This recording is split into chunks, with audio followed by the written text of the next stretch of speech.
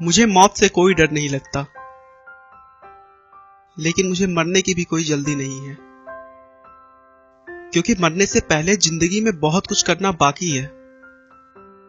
ऐसा कहना है महान और अद्भुत वैज्ञानिक स्टीफन हॉकिंग का, जिसके शरीर का कोई भी अंग काम नहीं करता। वो चल नहीं सकते, वो बोल नहीं सकते, वो कुछ कर नहीं सकते, लेकिन फिर भी जीना चाहते हैं। स्टीफन का कहना है कि मृत्यु तो निश्चित है, लेकिन जन्म और मृत्यु के बीच कैसे जीना चाहते हैं वह हम पर निर्भर करता है। चाहे जिंदगी जितनी भी कठिन हो, आप हमेशा कुछ न कुछ कर सकते हैं और सफल हो सकते हैं। स्टीफन का जन्म 8 जनवरी 1942 में इंग्लैंड के ऑक्सफोर्ड शहर में हुआ था। जब स्टीफन हॉकिंग का जन्म हुआ, उस समय दूसरा विश्व युद्ध चल रहा था। स्टीफन हॉकिंग के माता पिता लंदन के हाईगेट सिटी में रहते थे, जहां पर अक्सर बमबारी हुआ करती थी, जिसकी वजह से वह अपने पुत्र के जन्म के लिए ऑक्सफोर्ड चले आए, जहां पर सुरक्षित रूप से स्टीफन हॉकिंग का जन्म हो सका। बचपन से ही हॉकिंग बहुत ही इंटेलिजेंट थे। उनके पिता डॉक्टर और मां एक हाउसवाइफ थी। स्टीफन की बुद्धि का परिचय इसी बात से लगाया जा सकता है कि बचपन में लोग उन्हें आइंस्टीन कहकर पुकारते थे। उन्हें गणित में बहुत दिलचस्पी थी, यहां तक कि उन्होंने पुराने इलेक्ट्रॉनिक्स उपकरणों से कंप्यूटर बना दिया था। 17 वर्ष की उम्र में उन्होंने ऑक्सफोर्ड यूनिवर्सिटी में प्रवेश ले लिया। ऑक्सफोर्ड में पढ़ाई के दौरान उन्हें अपने दैनिक कार्यों को करने में थोड़ी दिक्कत आने लगी थी। एक बार स्टीफन छुट्टियां मनाने के लिए अपने घर पर आए हुए थे, तभी सीढ़ियों से उतरते समय वो बेहोश हो गए और नीचे गिर गए। शुरू में तो सभी ने कमजोरी मात्र समझकर ज्यादा ध्यान नहीं दिया, लेकिन बार बार इसी तरह के बहुत से अलग अलग प्रॉब्लम्स होने के बाद जांच करवाया तो पता चला कि उन्हें कभी न ठीक होने वाली बीमारी है, जिसका नाम न्यूरॉन मोर्टार डिसीज था।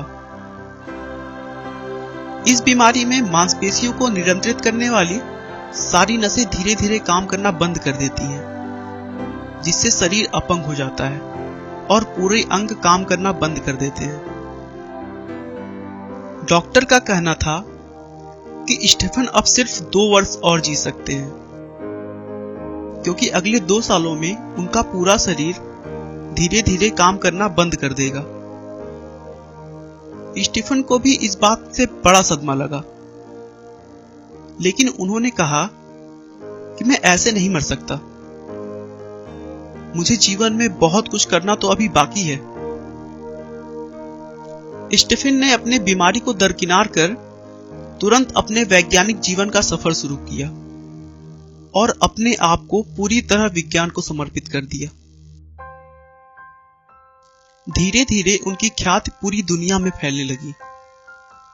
उन्होंने अपनी बीमारी को एक वरदान के रूप में समझ लिया था, लेकिन वहीं दूसरी तरफ उनका शरीर भी उनका साथ छोड़ता चला जा रहा था।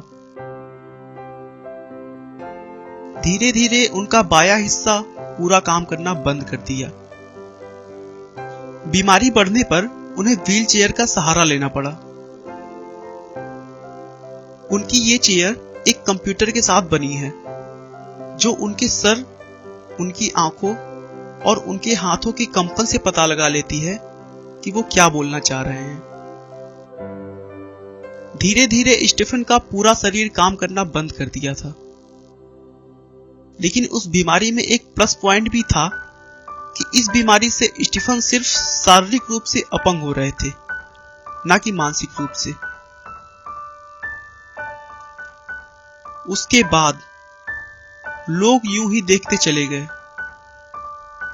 और हॉकिंग्स मौत को मात पे मात दे रहे थे। उन्होंने ब्लैक होल का कॉन्सेप्ट और हॉकिंग रेडिएशन का महान विचार दुनिया को दिया। उन्होंने अपने विचारों को और सरल भाषा में समझाने के लिए एक किताब लिखी, a brief history of time, जिसने दुनिया भर के विज्ञान जगत में तहलका मचा दिया। दोस्तों, स्टीफन हॉकिंग एक ऐसा नाम है जिन्होंने शारीरिक रूप से विकलांग होने के बावजूद अपने आत्मविश्वास के बल पर विश्व का सबसे अनूठा वैज्ञानिक बनकर दिखाया है, जो विश्व में न केवल अद्भुत लोगों बल्कि सामान्य लोगों के लिए प्रेरणा बने हैं। आपका बहुमूल्य समय देने के लिए बहुत बहुत धन्यवाद। इस वीडियो को लाइक करके आप हमारा मनोबल बढ़ा सकते हैं। मैं हर रोज एक नई इंस्पिरेशनल और मोटिवेशनल वीडियो के साथ आता हूं। दोस्तों, अगर आप हमारे वीडियो को मिस नहीं करना चाहते तो कृपया चैनल को सब्सक्राइब कर लें। आपको यह कहानी कैसी लगी हमें कमेंट करके जरूर बताएं। धन्यवाद।